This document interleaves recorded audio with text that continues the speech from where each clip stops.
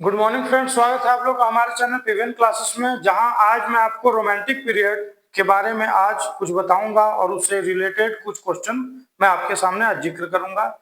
अगर आप इस सारे क्वेश्चन के आंसर देते हैं तो आप कमेंट बॉक्स में आंसर देते जाएंगे तो अच्छा होगा।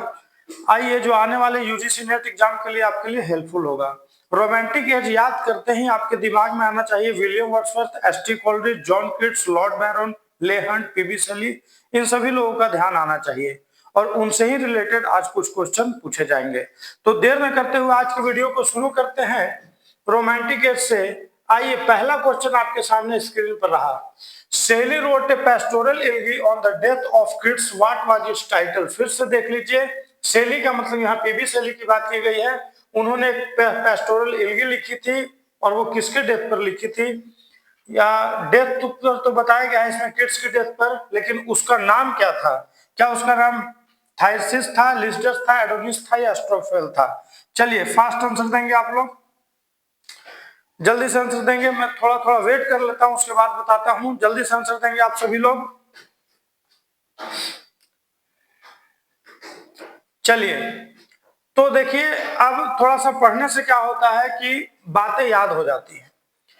तो लिसिडस, देखिए इसमें से सबसे पहले लिसिडस की हम लोग थोड़ा सा बात करेंगे। लिस्डन तो मिल्टन जी की रचना है, ठीक है, और ये इन्होंने एडवर्ड किंग के डेथ पर लिखा था। तो एक ऑब्जेक्टिव बनाने से देखिए दूसरा ऑब्जेक्टिव क्लियर हो गया। एस्ट्रोफेल है वो एडमुंड स्पेंसर की रचना है, एडमुंड स्पेंसर, और ये इन्होंने किसकी डेथ पर लिखा था? तो ये उन्होंने फिलिप सिडनी की डेथ पर लिखा था, ठीक है। तो और यहाँ पर थायसिस मैथ्यू आर्नोल्ड की रचना है। किसकी रचना है? मैथ्यू आर्नोल्ड की रचना है, और ये इन्होंने अपने मित्र टेड हफ की डेथ पर लिखा था, ठीक है। तो अब देखिए, ये ऑप्शन आपसे पीबी शेली और किट्स के बारे में कहा गया, तो तीन ऑप्शन पता चल गया, यानी कि एडोनिस जो है वो पीबी शेली की रचना है और वो किसके डेथ पर लिखा गया है? तो वो किट्स की डेथ पर लिखा गया है। पहला ऑब्जेक्टिव क्लियर हुआ, ठीक है। पहला ऑब्जेक्टिव क्लियर हुआ। इनका नाम था ऑर्थर हफ, जिसकी डेथ पर इन्होंने ये लिखा था। तो चलिए, पहला ऑब्जेक्टिव क्लियर हुआ। चलिए अब बढ़ते हैं दूसरा ऑब्जेक्टिव की तरफ। Who was Lamia. अगर आपने ये पोएम पढ़ा होगा तो याद करिए, ये मैं हिंट्स के लिए आपको बता देता हूं, ये जॉन किट्स की रचना है। तो जॉन किट्स की रचना जो लैमिया है, उसके अंदर लैमिया कौन है? एक सर्पेंट वुमेन है, एक इंचेंट्रेस है, एक फेरी है या एक निम्फ है? तो जल्दी से इसका आंसर देंगे आप लोग। थोड़ा सा मैं वेट कर लेता हूं आपके आंसर का। तो आप जानते होंगे कि ये जो लीमिया है इसमें गॉड हर्मस है, सॉरी,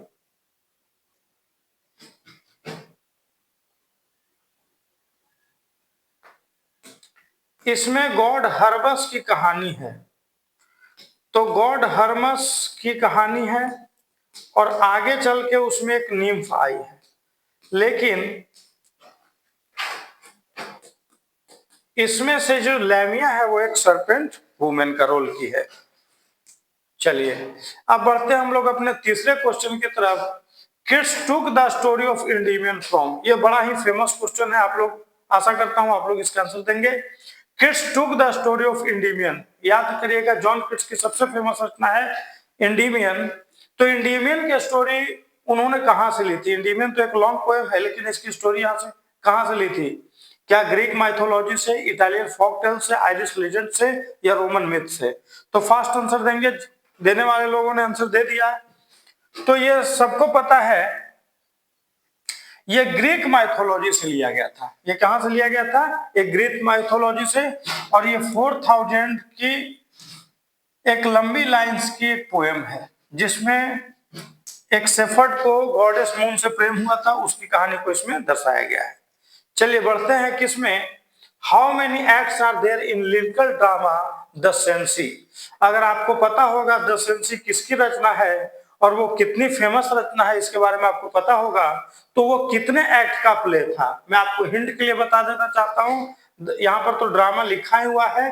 ये एक ड्रामा जो है वो एक ट्रेजेडी है, और ट्रेजेडी भी ऐसा ऐसा ट्रेजेडी नहीं है, इसकी तुलना विलियम शेक्सपियर के ट्रेजेडी से की जाती है। और मैं हिंट दे देता हूं, ये किसकी रचना है? तो पीबी शेली की रचना है। तो जल्दी से बता दीजिए आप लोग आंसर। ये कितने एक्ट का प्ले है? 3 एक्ट, 4 एक्ट, 5 एक्ट या 6 एक्ट? तो बिल्कुल सही कुछ लोगों ने आंसर दिया है, जिसका आंसर है 5 एक्ट प्ले। चलिए अब नेक्स्ट क्वेश्चन आपके सामने है, शेलीज डेथ काउज्ड बाय। तो पीबी शेली की डेथ किस कारण से हुई थी? अगर आपको पढ़े होंगे तो इनकी डेथ जो है जॉन किट्स के बस 1 साल बाद हो गई थी। मतलब जॉन किट्स का जन्म 1795 में और डेथ 1821 में, तो इनका जन्म हुआ 1792 में और डेथ हुई 1822, बस 1 साल बाद। तो किससे इनकी डेथ हुई? क्या वो ड्राउनिंग का मतलब होता है डूबकर, पॉइजनिंग जहर खाकर, फाइटिंग या कंजम्पशन? कंजम्पशन याद करिएगा ट्यूबरकुलोसिस को कहा जाता था। तो इनकी डेथ कैसे हुई है, आप में से जल्दी से बताएंगे? तो बिल्कुल सही आंसर, इनकी डेथ हो गई है ड्राउनिंग से, यानी कि डूब करके। किसी बोट में से कहीं जा रहे थे और कुछ लोगों ने बोला कि बोट डैमेज हो गई, उसके कारण की डेथ हो गई है। कुछ लोग बोलते हैं कि तैरने के कारण, तैरते समय ये डूब गए थे तो इसके कारण की डेथ हो गई। चलिए अब आते हैं नेक्स्ट पोएम की तरफ, नेक्स्ट क्वेश्चन की तरफ। Which poem was written by Samuel Coleridge after his sister Ann died? बड़ा अच्छा क्वेश्चन है। एसटी कॉलरिज ने अपनी बहन, और ये एन भी जो थी इनकी स्टेप सिस्टर थी, उसके डेथ पर इन्होंने कौन सी इल्गी लिखी है? On receiving an account, Zapolya, Christabel या डिस्पेयर? जल्दी से आंसर देंगे, फास्ट आंसर देंगे। ऑन रिसीविंग एन अकाउंट या फिर जेपोलिया, क्रिस्टाबेल या डिस्पेयर? तो चलिए इस पर चर्चा करते हैं। जेपोलिया जो है वो एक प्ले है, याद रखिएगा। ये क्रिसमस के दौरान इन्होंने प्ले बनाया था, जो दिसंबर से लेकर के ये 2 पार्ट में आया था। एक पार्ट दिसंबर में आया था और एक पार्ट जनवरी में आया था, ठीक है। क्रिस्टाबेल के बारे में आप लोग जानते हैं, इनकी बड़ी फेमस बैलेड पोएम। और डिस्पेयर जो है ये इन्होंने हार्डशिप के लिए ये पोएम लिखा है। तो इसमें कहीं नहीं टकरा रहा है कि इन्होंने अपने एक सिस्टर थी जो एन के डेथ पर इन्होंने इस पोएम को लिखा है। तो ये 3 ऑप्शन नहीं होंगे, तो इसमें से कौन सा ऑप्शन होगा? 1 ऑप्शन होगा। ऑन रिसीविंग एन अकाउंट जो थी वो इनकी सिस्टर एन के डेथ पर लिखी गई थी। और आगे चल करके इन्होंने एक टू बी फ्रेंड करके एक रचना लिखी है, वो अपने भाई की, ल्यूक नाम के इनके भाई की डेथ पर इन्होंने उसको लिखा है। चलिए एक साथ बहुत सारे ऑब्जेक्टिव कवर होते जा रहे हैं। चलिए नेक्स्ट क्वेश्चन की तरफ बढ़ते हैं। बड़ा अच्छा सा लाइन है, आप खुद पढ़ें। Our birth is a but sleep and forgetting, this line belong to which poet? ये लाइन किस पोएट से बिलोंग करती है? Our birth is but sleep and forgetting, this line belong to which poet? इस लाइन को किसने कहा था? जॉन किट्स ने कहा था, पीबी शेली ने कहा था, विलियम वर्ड्सवर्थ ने कहा था, या इनमें से किसी से नहीं? तो फास्ट आंसर देंगे आप लोग, फास्ट आंसर देंगे। तो बिल्कुल सही रचना है आपकी, बिल्कुल सही आपका आंसर है। विलियम वर्ड्सवर्थ ने इसको दिया था। उनके अनुसार क्या था, थोड़ा सा सुनेंगे। उनके अनुसार कहा था कि जब हम लोग जन्म लेते हैं तो जन्म लेने की बात को जैसे भूल जाते हैं, रात में सपना देखते हैं तो सपने की बात को भी कुछ दिनों में भूल जाते हैं। बहुत खास सपना होता है तो जिंदगी भर याद रहता है, नहीं तो 1-2 सप्ताह के अंदर ही हम लोग भूल जाते हैं। तो इसी तरह से इन्होंने इस लाइन को कहा था कि our birth is but sleep and forgetting. तो ये लाइन विलियम वर्ड्सवर्थ जी ने कहा था कि हमारा जीवन भी एक सपने की तरह है, जो कुछ दिनों के बाद हम लोग उसे क्या कर देंगे? भूल जाएंगे। तो ये विलियम वर्ड्सवर्थ की लाइन है। चलिए नेक्स्ट क्वेश्चन की तरफ बढ़ते हैं। Revolt of Islam is dedicated to, the revolt of Islam एक पोएम है, 12 कैंटोस में छपी थी ये पोएम। तो जल्दी से बता दीजिए किसकी रचना है? क्या ये विलियम गॉडविन की रचना है, मैरी गॉडविन की? अच्छा, रचना नहीं पूछा गया, इसमें डेडिकेटेड टू पूछा गया है, ठीक है। इसमें डेडिकेटेड टू पूछा गया है। तो अगर आपको अगर याद हो जाएगा ये किसकी रचना है, तो वहां पर डेडिकेटेड भी पता चल जाएगा आपको। तो William Godwin, Mary Godwin, Harriet Westbrook या जेन क्लेरमोंट? तो ये किसकी रचना है? तो याद रखिएगा कि ये पीबी शेली की रचना है। सबसे पहले तो रचना के बारे में बात करेंगे। एक लॉन्ग पोएम है, 12 कैंटोस में छपी थी, 1819 के आसपास छपी थी। तो याद रखिएगा ये विलियम गॉडविन की बेटी है मैरी गॉडविन। इनका जब विवाह होता है पीबी शेली से, तो मैरी गॉडविन का ही नाम इन्होंने बदल के रखा था मैरी शेली। तो आप मैरी शेली कहें या मैरी गॉडविन कहें, तो नाम से क्या रखा है, ये इनके ही लिए था डेडिकेटेड, मैरी गॉडविन। आपको कहीं मैरी शेली मिलेगा तो चिंता करने की कोई जरूरत नहीं है। Answer is second is the right answer. Revolt of Islam is dedicated to Mary Godwin. चलिए अब नेक्स्ट क्वेश्चन की तरफ हम लोग बढ़ते हैं। Which of the following book influenced Shelley most. अभी देखिए, अगर आपने पीबी शेली के बारे में पढ़ा होगा तो ये क्वेश्चन आपको आसान लग रहा होगा। किस किताब से पीबी शेली सबसे ज्यादा प्रभावित हुए और वो लिखने के तरफ आकर्षित हुए, और उन्हें ये अपना गुरु भी मानते थे। ये मैं आपको हिंट दे रहा हूं, उन्हीं की पुस्तक, जल्दी से बता दीजिए। तो पीबी शेली किस किताब को पढ़ करके सबसे ज्यादा आकर्षित हुए? तो याद रखिएगा, फेरी क्वीन किसकी रचना है? एडमुंड स्पेंसर।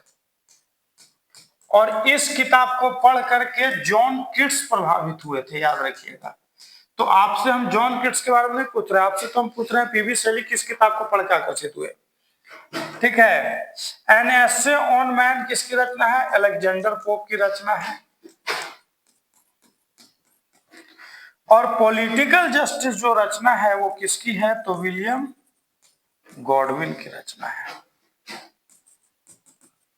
ठीक है, तो अभी मैंने आपको थोड़ी देर पहले चर्चा किया था कि पॉलिटिकल जस्टिस जो विलियम गॉडविन की रचना है, और विलियम गॉडविन की बेटी से इनका शादी हुआ था और इन्हीं को ही अपना गुरु मानते थे। तो यहां पर इसका fourth is the right answer, fourth is the right answer. ठीक है, तो which of the following book influenced Shelley most, तो इसका आंसर हो जाएगा पॉलिटिकल जस्टिस। चलिए आगे बढ़ते हैं हम लोग नेक्स्ट क्वेश्चन की तरफ। Revolt of Islam is written by, revolt of Islam is written by. तो अभी तो इतना सारी बातें इन्हीं पर की है, पीबी शेली, पीबी शेली, पीबी शेली। तो इसका आंसर तो आपको तुरंत आ गया होगा, इसका आंसर हो जाएगा PB Shelley. The revolt of Islam जो डेडिकेटेड था अपनी वाइफ मैरी शेली के लिए, तो PB Shelley is the right answer. चलिए आगे बढ़ते हैं नेक्स्ट की तरफ। Which of the following is an autobiographical poem. इसमें से कौन सी पोएम है जो एक ऑटोबायोग्राफिकल पोएम है? इनमें से कौन सी पोएम ऑटोबायोग्राफिकल पोएम है? तो याद रखिएगा, एडोनिस के बारे में आज हम लोग अभी चर्चा किए हैं। एडोनिस के बारे में आज अभी हम लोग थोड़ी देर पहले चर्चा किए हैं। ये तो एक इल्गी हो गया जो किसकी डेथ पर लिखा गया है? जॉन किट्स की डेथ पर। किसके द्वारा लिखा गया है? तो पीबी शेली के द्वारा। अभी हम लोग थोड़ी देर पहले चर्चा किए। ठीक है, और एलेस्टर जो है वो एक प्ले है। और यहां पर चला गया जूलियन एंड मेडालो, तो यही पीबी शेली और लॉर्ड बैरोन की, पीबी शेली और लॉर्ड बैरोन की ये ऑटोबायोग्राफी। और क्वीन में जो है वो एक फिलोसॉफिकल पोएम है। तो आपसे जो क्वेश्चन पूछा जा रहा है, सॉरी ये प्ले नहीं है, कुछ दिमाग से बातें निकल गई, ये प्ले नहीं है। ये जो एलेस्टर जो है एक ऐसी पोएम है, इसको इन्होंने पार्क में बैठ करके एक सप्ताह के अंदर ही लिख दिया था। तो और इसको थॉमस लव पीकॉक के साथ इन्होंने पब्लिश कराया था, उन्होंने ही इसका नाम रख दिया था एलेस्टर। ठीक है, एडोनिस इल्गी हो गया, द क्वीन में एक फिलोसॉफिकल पोएम हो गया। तो आपका आंसर हो गया जूलियन एंड मेडालो, जूलियन एंड मेडालो आपका आंसर हो गया। चलिए नेक्स्ट क्वेश्चन की तरफ बढ़ते हैं हम लोग। The sonnet on sonnet is written by, the sonnet on sonnet is written by, answer देंगे फर्स्ट इसका, the sonnet on sonnet is written by, sonnet on sonnet is written by। तो याद रखिएगा ये रचना है किसकी?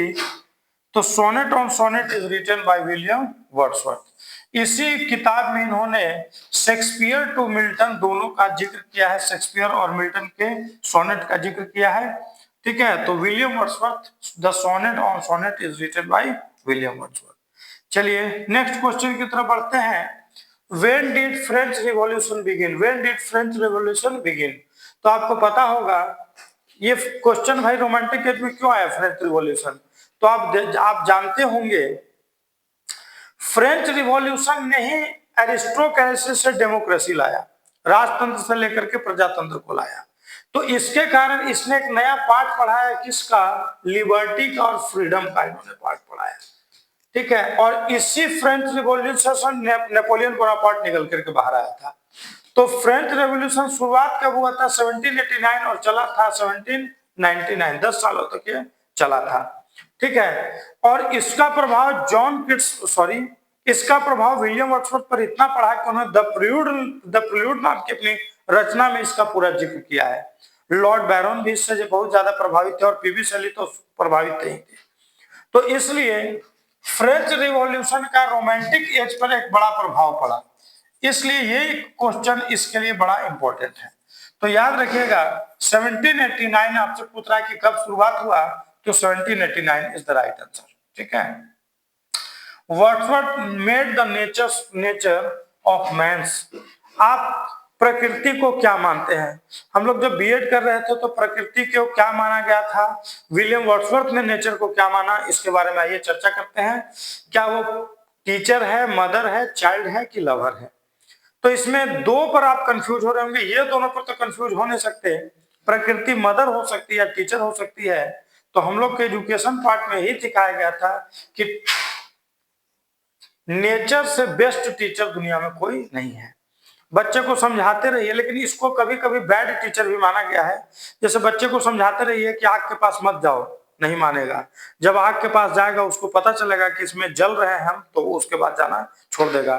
तो वर्ड्सवर्थ के अनुसार भी जो नेचर है वो सबसे बड़ी टीचर है। चलिए नेक्स्ट।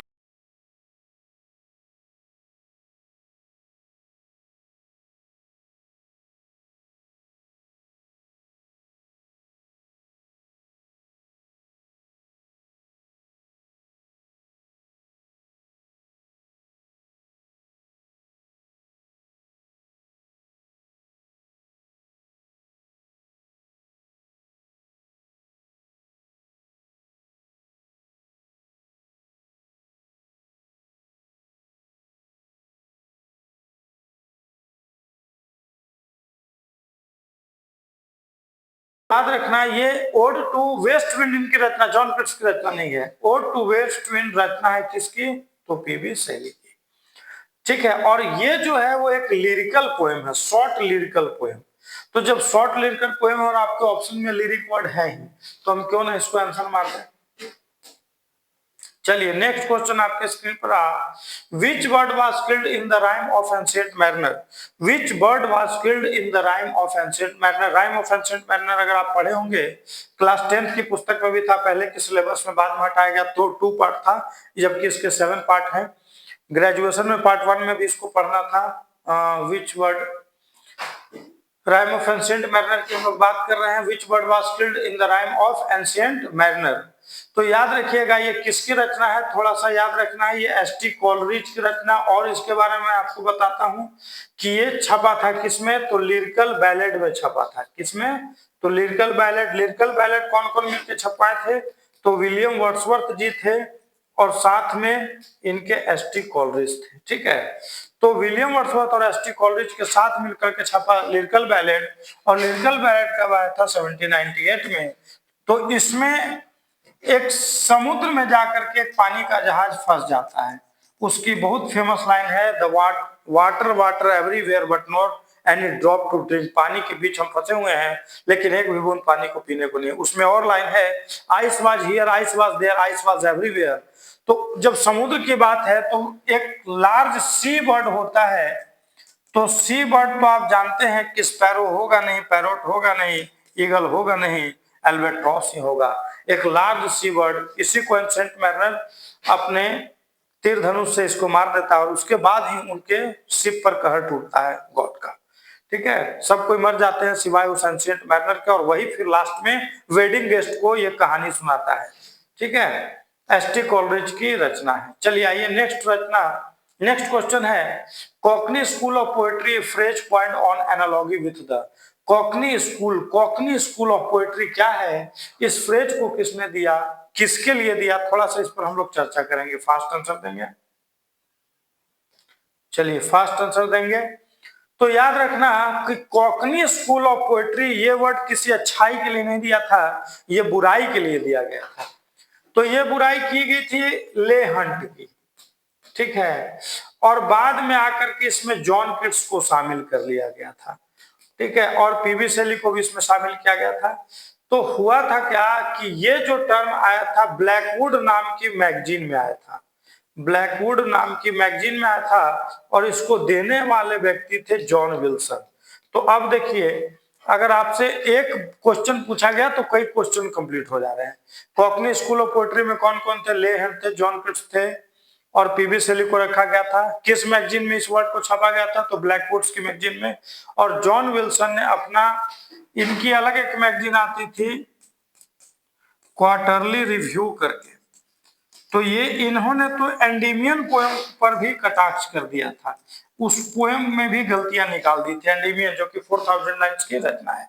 तो यहाँ पर लेक स्कूल के पोएट को कहा गया था, और वो थे यही जॉन किट्स लोग, और ये इनके अच्छाई में नहीं, इनके बुराई में लिखी गई थी ये वर्ड, ठीक है। चलिए आगे बढ़ते हैं। Who says a thing of beauty is joy forever?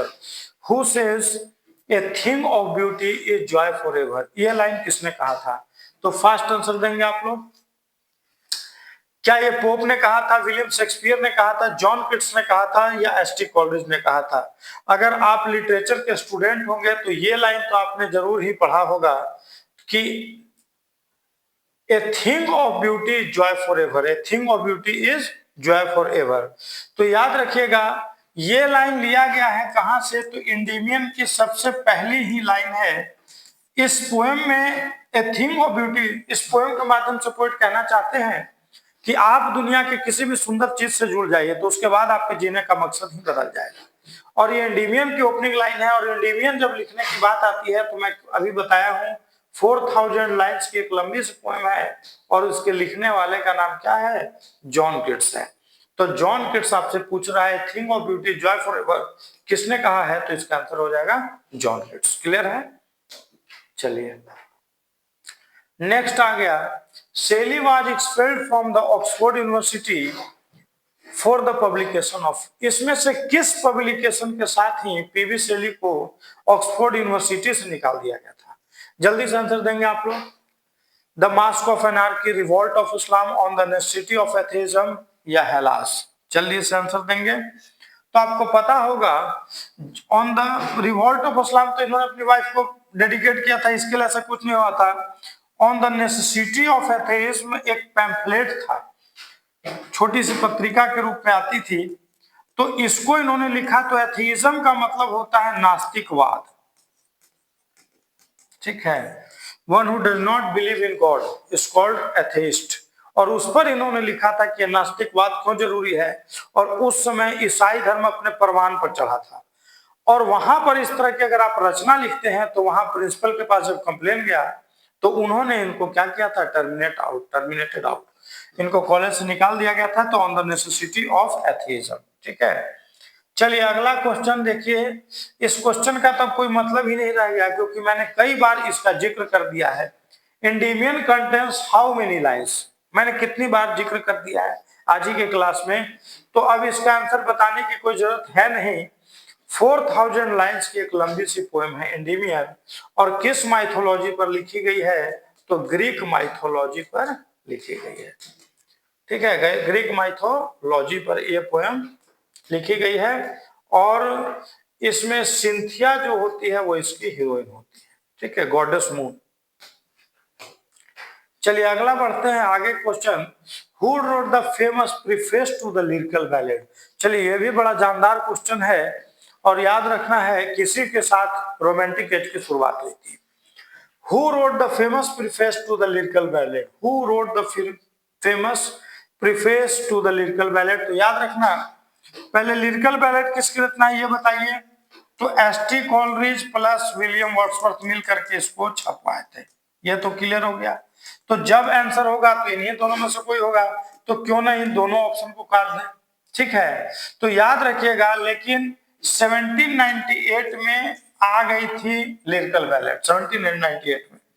लेकिन जब इसके प्रीफेस की बात की जाए तो इसका प्रीफेस आया था 1800 में, और इस प्रीफेस को लिखा था विलियम वर्ड्सवर्थ ने। तो आपको आंसर मिल गया होगा, किसका आंसर जाएगा? विलियम वर्ड्सवर्थ, ठीक है। ये दोनों मिलकर के पोएम को इस किताब को छुपाए थे, एक विलियम वर्ड्सवर्थ और एक एस.टी. कॉलरिज। लेकिन प्रीफेस टू लिरिकल बैलेड आया था 1800 में, और इसको प्रिंट करवाने वाले कौन थे? तो विलियम वर्ड्सवर्थ। चलिए नेक्स्ट क्वेश्चन है, who turn the romantic age as the age of the Wordsworth? ये इनमें से किसका कथन है? बेन जॉनसन का, क्रम्पटन रिकेट का, लुइस क्रेजमाइन? एन होगा इसमें, ठीक है। इसमें बाय मिस्टेक एन छूट गया है। एक फ्रेंच बहुत ही बड़े पोएट थे, या सेंट्सबरी। तो बेन जॉनसन तो इसमें कभी आंसर हो नहीं सकता है। इनके जब इनका जन्म हुआ उसके 100 साल पहले इनकी डेथ हो गई। इनसे 100 साल आगे चल रहे थे, तो अपने आने वाले 100 साल के आगे के पोएट को कैसे जान सकते हैं Ben Jonson? Crompton रिकेट is the right answer. यही व्यक्ति हैं जिन्होंने एनालिसिस कर लिया था, एनालिसिस किया था किस पर? तो विलियम वर्ड्सवर्थ की लिरिकल बैलेड पर। और इन्होंने एनालिसिस किया था किस पर? तो विलियम वर्ड्सवर्थ की लिखी गई पोयम टिल्टन एबे पर। तो इन सभी किताब पर एनालिसिस करने के बाद इन्होंने विलियम वर्ड्सवर्थ पर यह बात बोली थी कि romantic age is the age of William Wordsworth, ठीक है। और ऐसे भी जब लिरिकल बैलेड छपा है उसके बाद से रोमांटिक एज को वास्तविकता के रूप में स्टार्ट किया जाता है। चलिए आगे बढ़ते हैं।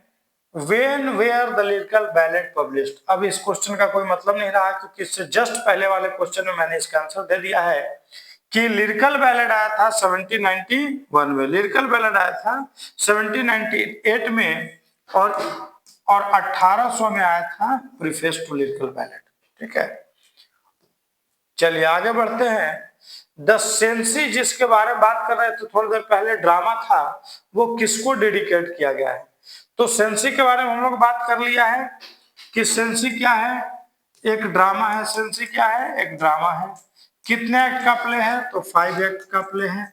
लिखने वाले, ये कैसा ड्रामा है? तो ये ट्रेजेडी है। लिखने वाले कौन है? तो पीवी शेली है, ठीक है।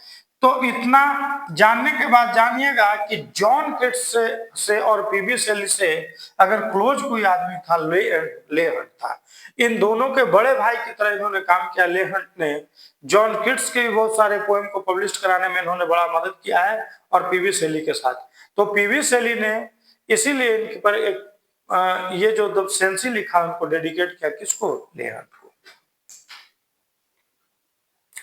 चलिए बड़ा ही बढ़िया कोट है। If winter comes can spring be far? Question mark यहां होना चाहिए था, फार बिहाइंड, यहां क्वेश्चन मार्क। ये line from which poem is this line quoted? तो मैं आपको हिंट देना चाहता हूं, पहले इस लाइन का मतलब समझ लो।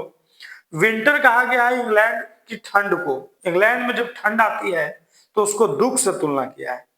मतलब जब दुख आता है तो विंटर के तुरंत बाद जैसे स्प्रिंग आता है, तो इसी तरह दुख के जस्ट पीछे पीछे सुख भी आता है। तो ये लाइन किसके द्वारा लिखी गई है और किस पोएम में लिखी गई है? तो हिंट के लिए मैं आपको बता देता हूं, ये लाइन लिखी गई है पीवी शेली जी के द्वारा, और उनकी एक पोएम थी ode to the west wind, वहां से इसको लिया गया है, ठीक है। तो आज की वीडियो में इतना ही। हम लोगों ने कुछ रिवीजन किया। पीवी शेली, एस.टी. कॉलरिज, विलियम वर्ड्सवर्थ पर ज्यादा क्वेश्चन रहे, जॉन किट्स से कुछ क्वेश्चन कम रहे। चलिए तो अगले वीडियो में हम लोग मिलते हैं इसी तरह के और क्वेश्चन के साथ, जिससे कुछ डाटा क्लियर होता जाएगा, ठीक है। तो आज के लिए इतना ही। हम लोग आज की वीडियो को यहीं पर एंड करते हैं। मिलते हैं नेक्स्ट वीडियो में।